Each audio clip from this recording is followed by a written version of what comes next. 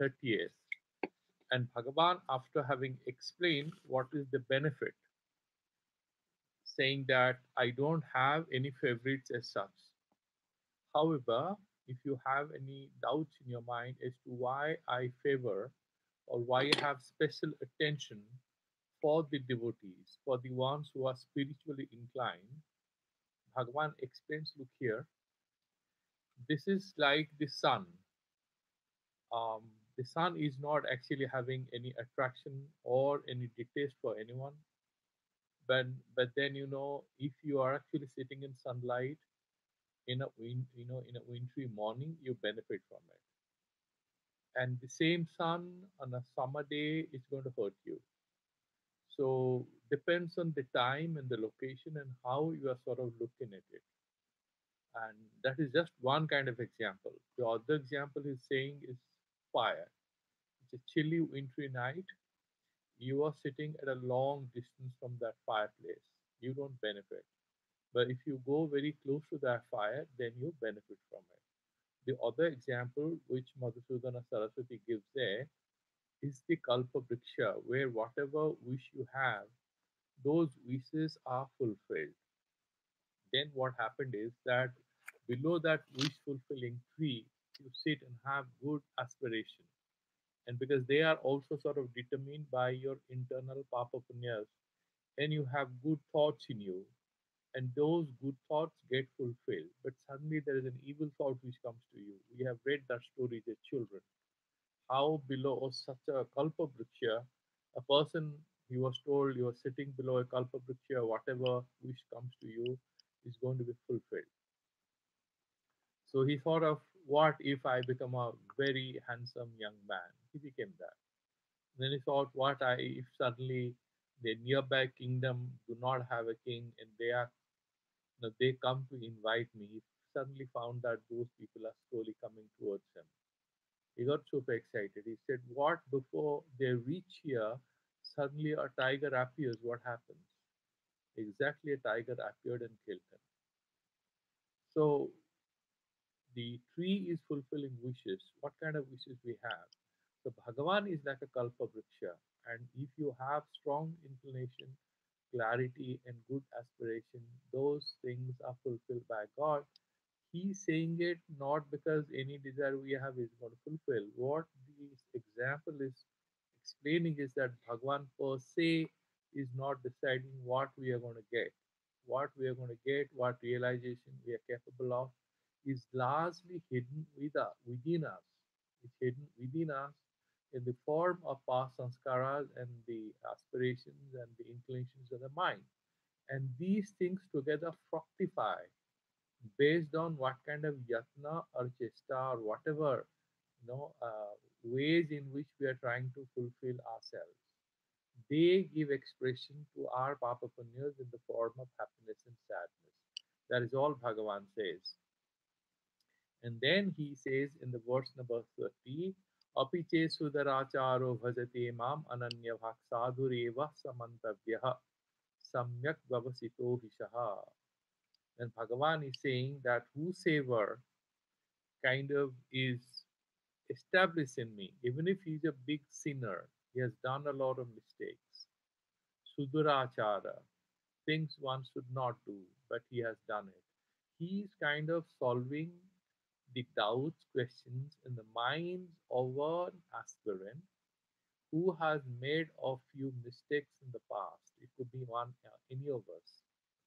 We sometimes are struck with this fear and anxiety when we are embarking on a new project, whether it's possible for me to achieve success, because we doubt ourselves.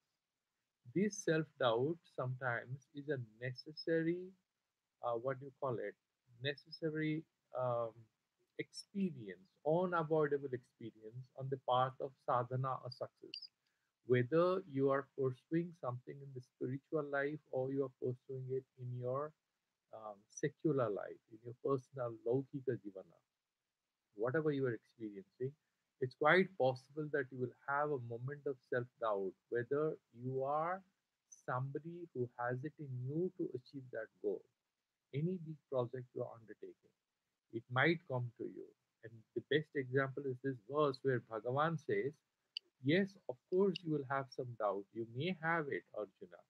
But when it's about surrendering yourself to me, have full faith. Even if you are one of the biggest sinners, oh Arjuna, don't you worry. Because if you start taking my name, Ananya Bhak, you don't have any distraction. You are fully surrendered and you are meditating on me. Sadhureva samantabhyaha. He shall be called a sadhu. Why? Because his sadhu nishchayaha, his sankalpa is a good aspiration. He's not deciding to snatch away gold and build a good house for himself. He's having the aspiration to look for what? God. And what is God? God is nothing different from the whole Atma of which we are all individual expressions. So he is becoming Satyanistha, and therefore he is Sadhu Nishchayanistha. He is having Satya Sankalpa, Satya Sankalpa Kamaha. Ataha Saha Sadhu, and therefore he is a good person. Sadhu means straight, Sarala. He's a good guy. He's full of sadgi. Mantabhyaha. Samyak Bhavasito Hisaha. And then you can say that comprehensively, he's kind of collected in himself. There is absolutely no confusion. So, what gives integrity, unity of purpose, and organizing of all our energy to move us towards our aspiration? Bhagavan says it has to be that truth orientation. That truth is Satyam, Jnanam, Anantam, Brahma, and that is me. So when you are ready to sort of shed all your past illusions, you have done a few papas or certain shortcomings in your past, they cannot hold you back, provided Shreyangsi Bahuviginani, any good thing you want to do, it will have 20 obstructions. You're sitting at home, no problem. Tomorrow you want to go to a particular place to do and seek meditation, or you want to listen to Bhagavad Gita, you want to read a book, 20 obstructions will come. That's very normal. Anything good you want to do, there'll be some obstructions. There's no problem. If obstructions are there, it's a very good sign that you are actually trying to make progress.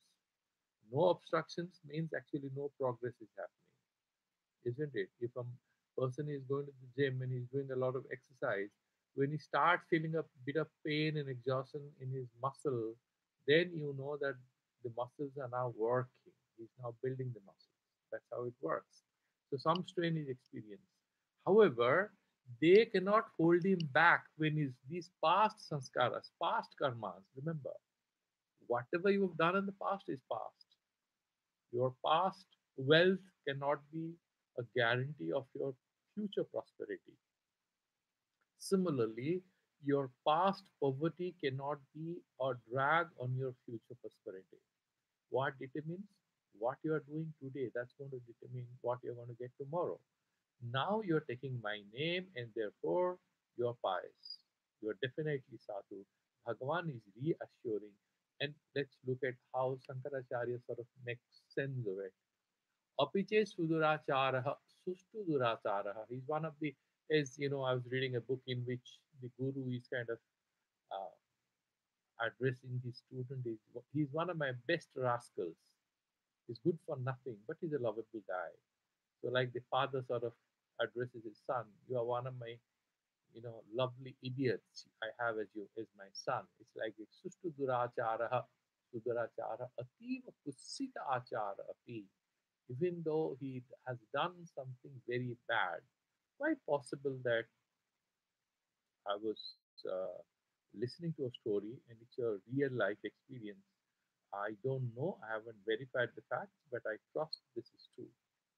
What happened is that there's two guys who landed up in Haridwar, and this is mentioned to me by one acharya, and that he has received from each acharya, but most likely this is a real story.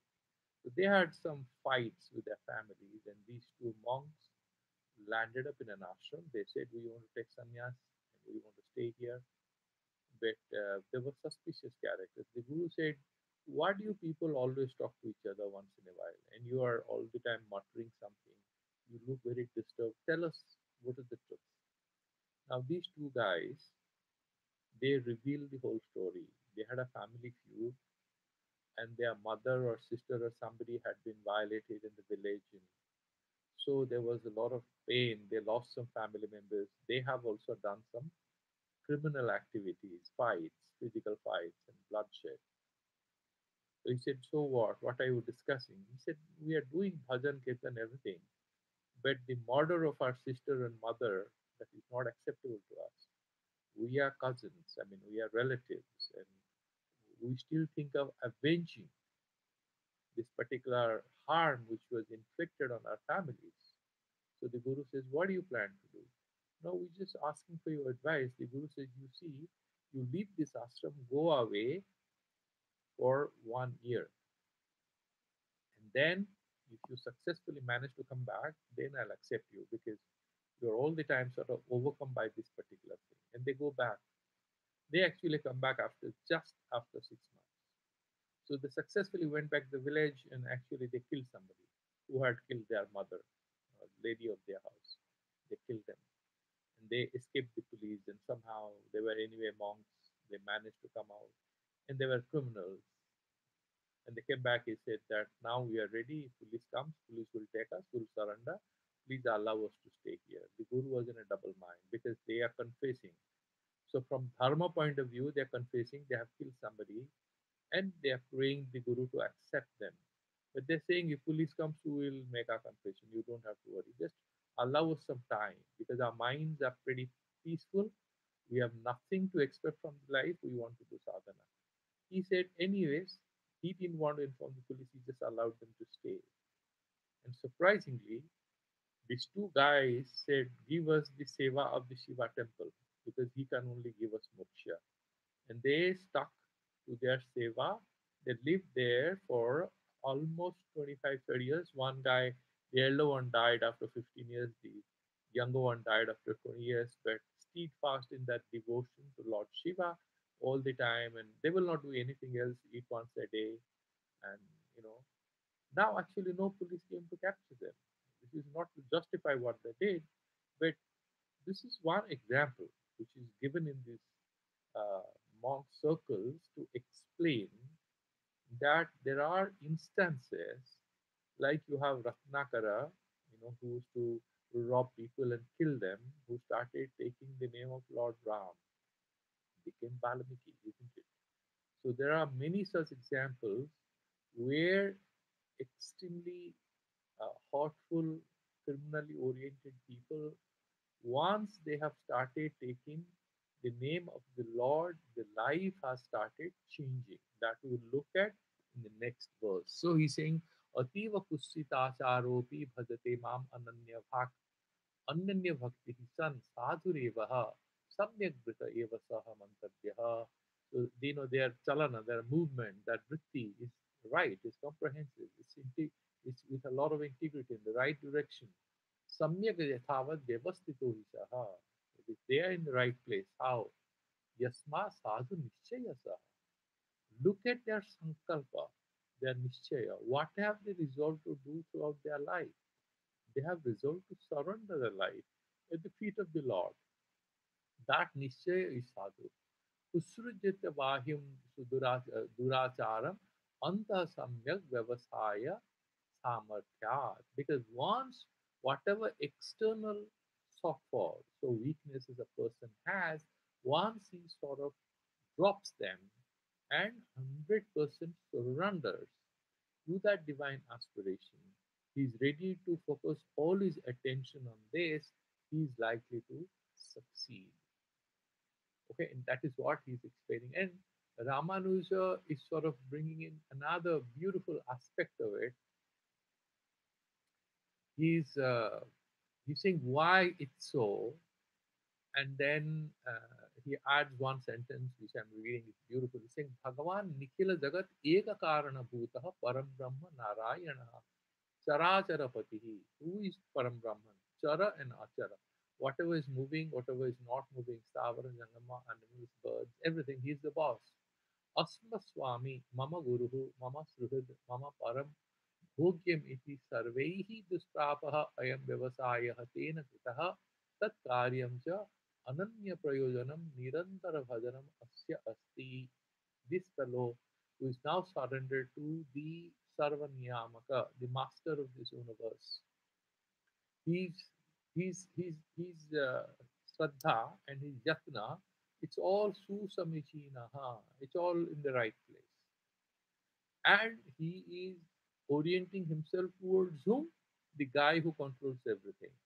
Whether you are doing good, bad, ugly, whatever you are doing, end of the day, who is the master of all this? God. Atah sadhu evaha mahamantavyaha. And then his nirantara, they want to do ananya prayojanam. They are not interested in anything else. Nirantara bhajanam tasya asti. Atah sadhu eva mahamantavyaha.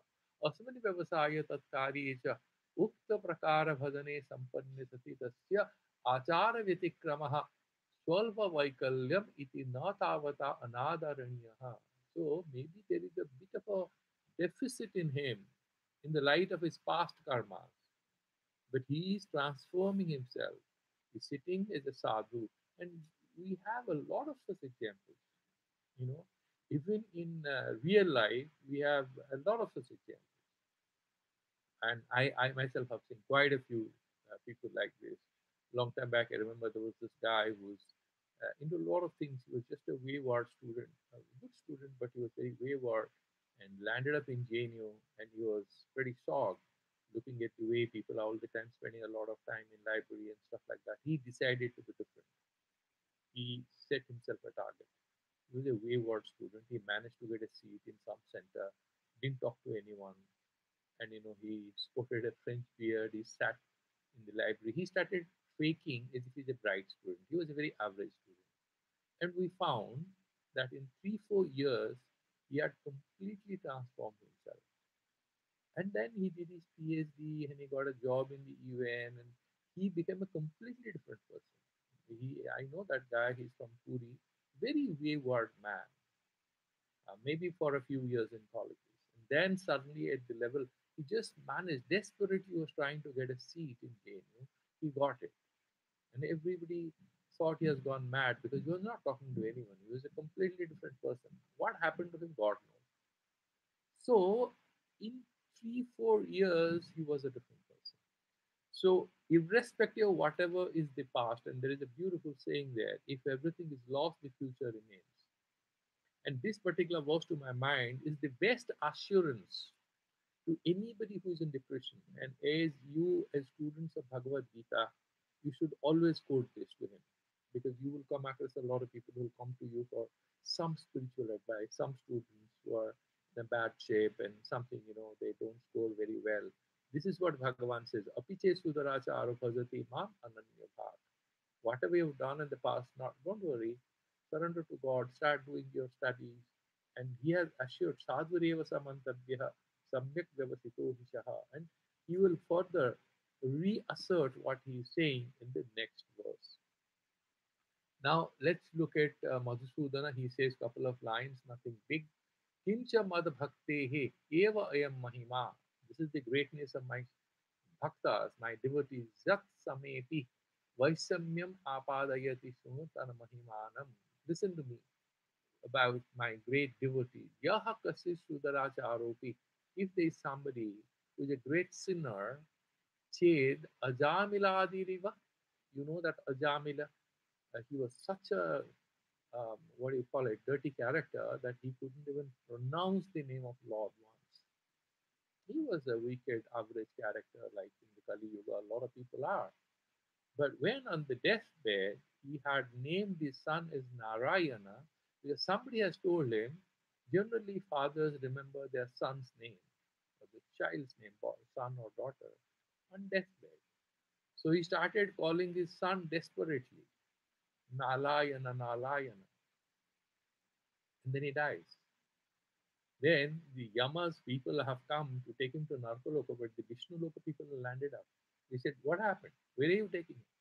Oh, he's one of the big sinners we're taking. I'm sorry, you can't take him. What's the problem? Look at his Papa score. We have his balance sheet, lot of Papas. And the Vishnu Loka, Vishnu Dutas, They laughed. He said, sorry. Once you take the Lord's name, you don't have any papa on earth which can be heavier than the punya which is sort of obtained by the devotee by taking his name even once. That is what Shastra says. And we are from Vishnu Loka, we are taking him to Vishnu Loka. He is going to go there and stay with Bhagavan. These are Puranic stories to inspire us. And then Yamadutta says, what do we do? He said, no, you can't do anything. Go back and tell Yama. We are taking him to Swarga. We are taking him to Vishnu Loka, Goloka Dhama. And Ajamila happily goes. He was a sinner, but he had twice taken the name of the Lord on deathbed without any kind of distraction.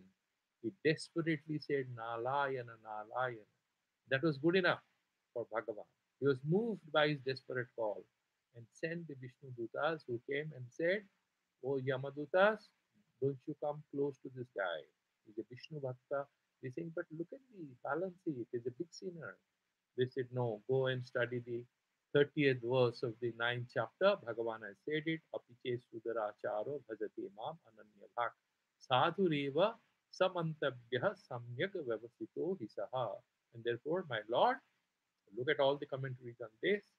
This guy, Bhagavan has assured he's going to take care of him. And he's a sadhu. Yes, steadfastly, even for a short while. It's not to say that actually this is what we should have as a strategy to go to Vishnu Loka. These Puranic stories are, as I told you, these are essentially motivating stories. So he mentions it here. Then, Kincha Mad Bhakti Evam Mahima, Yat Samepi Vaishamyapadayati Sunu Tana Mahimanam, Yassi Sudaracharo Pichet Ajamila Adireva, Ananya Bhak San, without Sama, Ananya Bhak San, Mang Bhajate, he takes my name, Kutaschid, Bhagya Udayat Sevate. Because suddenly, even why a person manages to turn to God, Bhagavan is saying that is also Bhagya. There should be some Purva Punya. And, this is a story again told to me by a monk. And that was a very good story. So I'm just sharing with you. I said there are a lot of people from Eastern India who turn to become monks in Rishikesh. And this is actually this is a humorous story which a lot of people share because you have a lot of poverty, and therefore a lot of people like the Balls from Orissa and Bengal and Assam, they became monks. And this monk, when I told this to him, he laughed. He said that why shouldn't they all become pickpockets? Why are they becoming monks?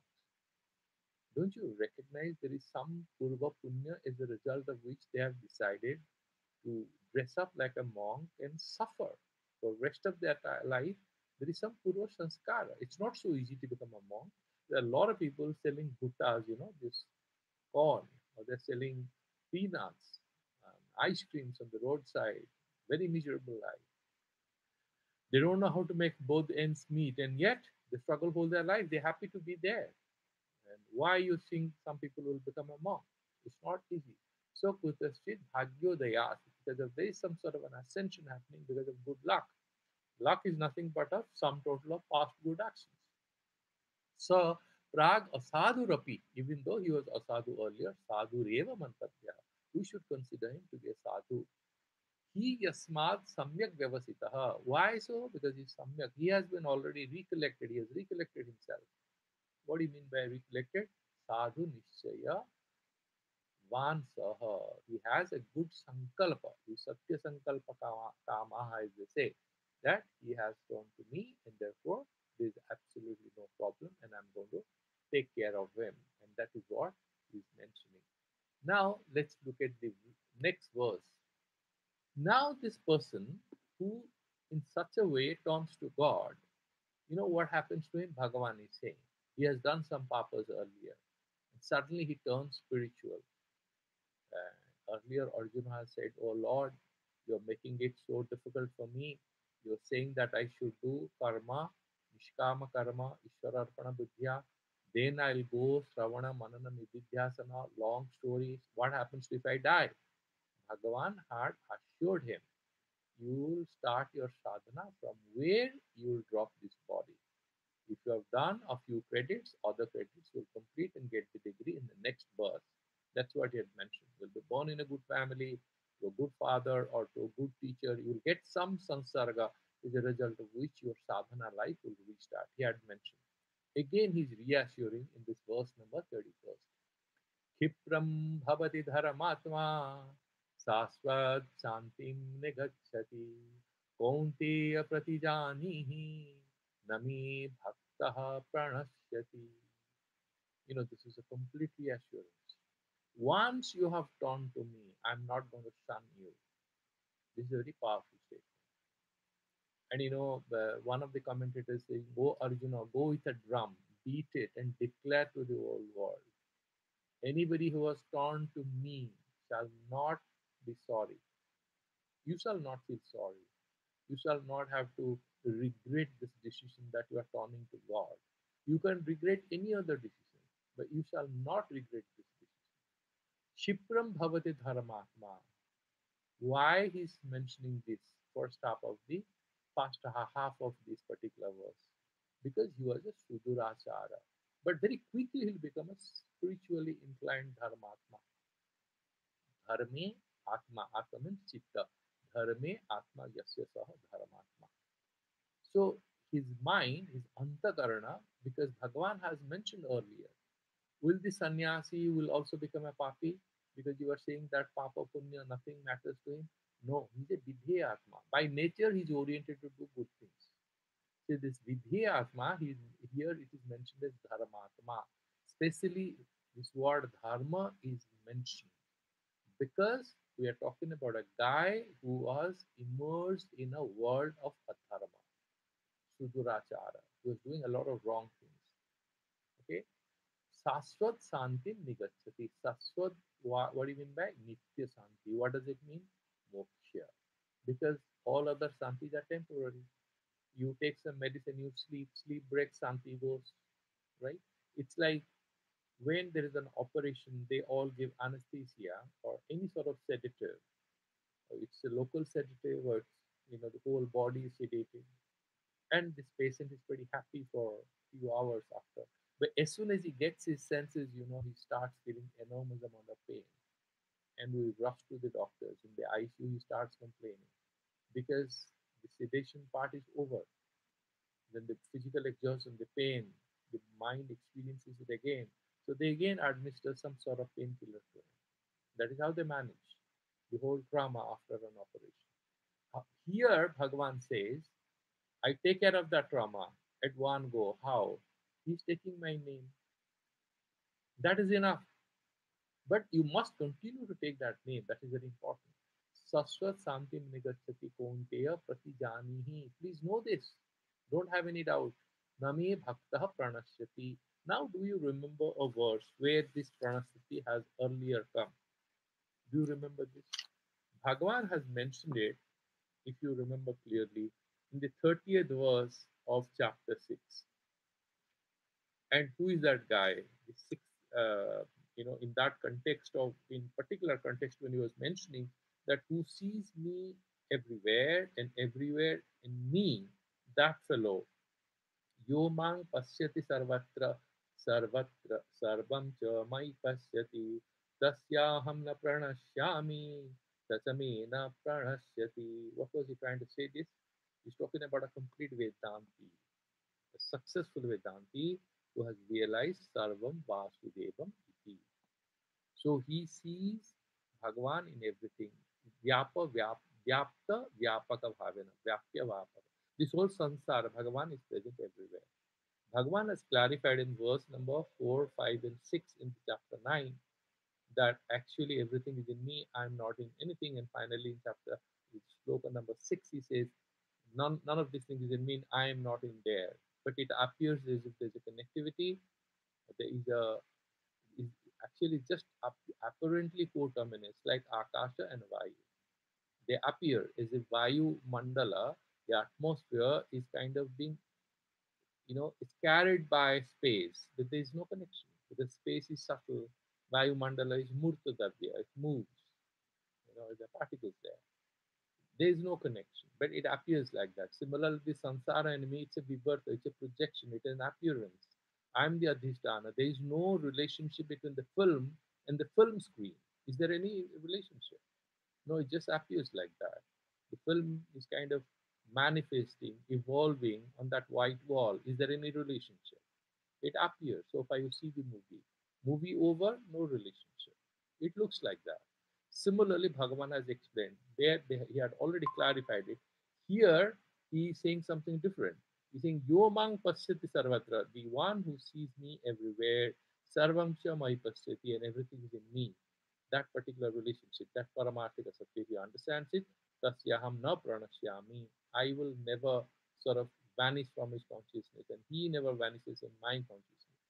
He's, he's talking about abhinnata, that that sort of a devotee is always protected. Now here, this guy who has started doing Harinama, who started remembering the divine principle, was surrendered to the divine, but for a few days. Is it possible for him to reach that Atma Jnana? No, he hasn't reached there. So what is he saying here? That Na Pranasati is mentioning. No, he is saying Stutyartham in order to motivate him. And the purpose here is to say that once you buy an insurance policy, you are insured. That is for sure, you are insured. Okay, there are some problems, but you are insured. It's like the most powerful nation in the world, America. It cares for even if one citizen is in some country in some problem. All their ministries, different departments, they sort of swing into action to save that fellow because it's a very powerful country, isn't it? You try to hurt, they are all there after you.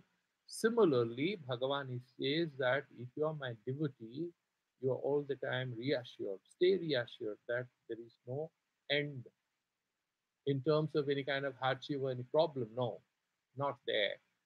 And therefore, Sankara says, Kipram Sigram Bhavati Dharmatma Dharma Chitta Eva. This consciousness, which was stained with a lot of past sanskaras, these past sanskaras will keep troubling. Remember this, it's not so easy as it's mentioned here.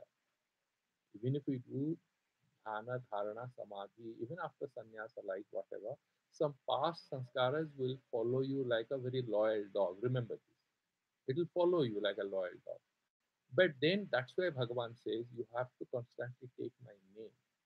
The power of my name, that is remembrance of the God, will work as a shield against any interference in your spiritual life on account of any past karma or any past remembrance or anything.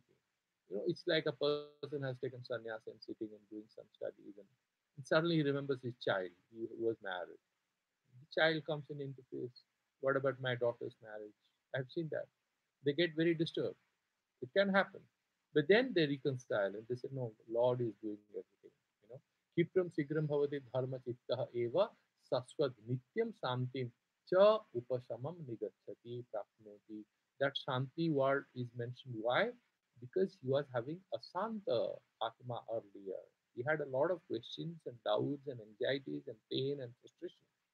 But by surrendering to God, is attaining that equanimity of mind. Suno paramartham, kauntiya pratijanihi, nishchitam pratigyam kuru. Make a resolution, declare it to the world. I take full care of my devotees. Na me mama bhaktaha, me mama. Mai samarpita antaratma mada bhaktaha. Who is my bhakta? The one who is doing my bhajana. What does that mean? Who fills his inner consciousness with thoughts of me by thinking and meditating about me. Is he talking about the Vasudevadaka, Vasudeva, the Kanha? They are all loving things. But here we are talking about the Parameshwara. Nama Rupa is initially very powerful, important. Of course, yes, because Ajamila example we are giving. Who doesn't know anything just calls Ajam, Nalayana, Nalayana twice. These are Stuti Parvaka, all these stories to, motivate us. But truth of the matter is that he is constantly thinking this world is an illusion. I made some problems, but I am now. But don't all the time get bogged down by thought about the past. That's what Bhagavan says. Upasamam nigachati prapnoti. And na mai samarpita antaratma madhavaktaha na pranasyati. He shall not fail. he shall not fall down. And then if you look at it, there is a beautiful, I'm just, because even though Ramanuja is Vishishtadvaita, a couple of sentences is very powerful. And I'm just reading a couple of sentences. We have time because we have kept by Saturday we'll finish. There are just three, four slokas, so we'll do another two tomorrow, and then Saturday we'll do a rehash of this chapter. Mat Priyatvakari Karita Ananya Prayojana Madhavajanena Vibhuta Papataya Kipram Bhavati Dharmatma. How that happens? Because he is Ananya Prayojan, not interested in anything, he's completely surrendered to me. Vibhuta Papataya. Purva papas are getting washed away. So this is the secret. If anybody advises you, asks you a question, you are students of Bhagavad Gita, and I'm quite sure in your personal life, surely some people will ask you, I'm in depression. Can you help me? What should I do? This is the answer he's saying. So Madhvajanena Vidhuta Papataya. One quick answer is okay, please start chanting. Because if you actually, this is also good advice for anybody who is in pain, or who is anybody passing through what they call PTSD, post-traumatic stress disorder, happening in a lot of corona affected families, somebody who has lost a dear one. So then these past traumas are kind of weakened and then removed by Bhagavata Bhakti and Chinta. Eva Samula Ulmilita Rajas Tamaguna Chitram Dharmatma Bhavati. Raja and Tama, this inertia of motion and inertia of rest, both are making us extremely restless. The sattva is kind of a balance. Kipram dharmatma bhavati, kipram eva virodhi rahita. What is that dharmatma? Virodhi rahita. That past sanskara are no more becoming bottlenecks or stumbling blocks. Saparikara mad bhakta mad bhajaneka mana bhavati. So he then continues to, he's able to focus on me. Evam rupa bhajanam eva hi dharmasya asya parantapa. That is this particular dharma. What is that dharma? That chitta, that particular atma, dharmatma he becomes, that he becomes sadhu chittavan. What does that mean? That he continues to meditate on me. Iti upakrame dharma sabdo ditaha sasvat santi negachati saswatim apunaravartinim. This is the beautiful thing he introduces. He's saying even if he must may be a great papi, but he shall not come back here. He will get moksha. I'll liberate him. Because we have also a lot of slokas like Pangung Langhate Girim, Mukam Karoti Vachalam. So once we surrender to the Lord, steadfast devotion, this is part of our Vedanta studies, and Bhagavan explains that here. Mat prapti virodhi virodhyachara nivritim gachati. So whatever, actually, what is that such something? He beautifully makes it a very practical thing. Why we are not being able to get moksha? Why we are not able to experience ananda? You go to the root of it, you will realize the obstructions hiding in us are actually holding us back, because there is unlimited possibility in us to be happy and to realize our own potential. Even in your professional life, you look at yourself, you will very quickly identify there will be a couple of motivational or attitudinal drawbacks or issues, which generally people hire a lot of coaches to come and find out. You will identify your opinion with somebody superior. Maybe you have a relational issue with your colleagues, or they might find you that you are a loner. You're not a you know you're not a very good team person.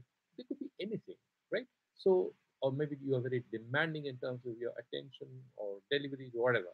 So these are the virodhi forces which are obstructing your realization of your goal. And in this spiritual life, what is that goal? To experience Santi, Ananda.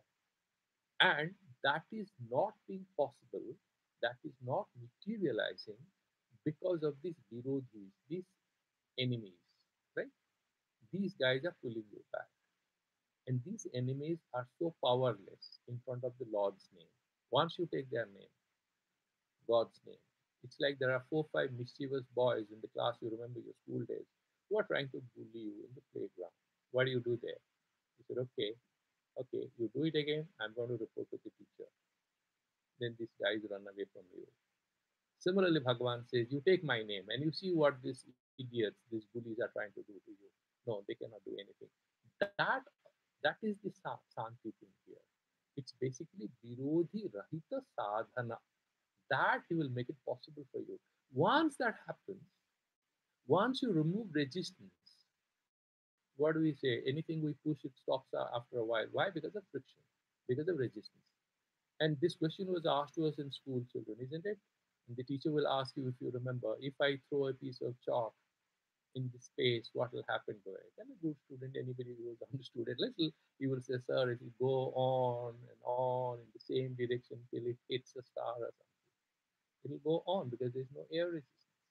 There is no gravitation. It will go on in its own direction. Bhakto upakranto virodhyachara mishra api na